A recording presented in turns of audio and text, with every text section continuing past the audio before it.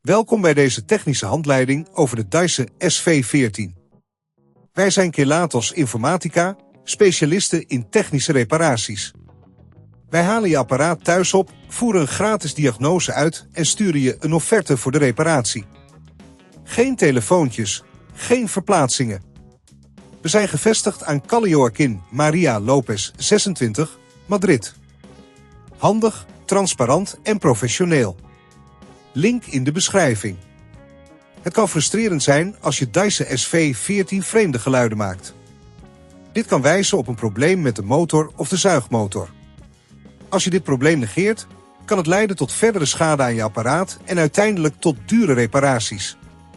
Het is dus belangrijk om het probleem snel aan te pakken. Voor deze reparatie heb je een set schroevendraaiers, een tang, een nieuwe motor voor de Dyson SV14 en wat isopropylalcohol nodig voor het reinigen van onderdelen. Begin met het uitschakelen van je Dyson en haal de stekker uit het stopcontact. Gebruik de schroevendraaier om de behuizing voorzichtig open te maken. Zorg ervoor dat je de schroeven op een veilige plek legt. Kijk nu naar de motor. Deze bevindt zich meestal aan de onderkant van het apparaat. Als je een scheur of schade opmerkt, is dit waarschijnlijk de oorzaak van de vreemde geluiden. Verwijder de motor door de bevestigingsschroeven los te draaien. Let op dat je de kabels niet beschadigt tijdens het verwijderen.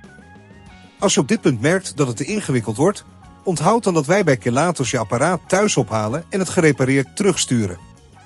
Vervang de oude motor door de nieuwe en sluit de kabels weer aan zoals ze waren. Zorg ervoor dat alles goed vastzit en dat er geen losse draden zijn. Controleer of de motor goed is aangedrukt en zet de behuizing weer op zijn plaats. Draai alle schroeven stevig vast om ervoor te zorgen dat er geen geluiden meer kunnen ontsnappen. Sluit je Dyson aan en test of het apparaat weer normaal werkt. Als je merkt dat het probleem aanhoudt, kan er iets anders aan de hand zijn. Om te voorkomen dat je Dyson SV14 opnieuw vreemde geluiden maakt, is het belangrijk om regelmatig onderhoud te plegen. Maak de filters schoon en controleer de motor op stof en vuil.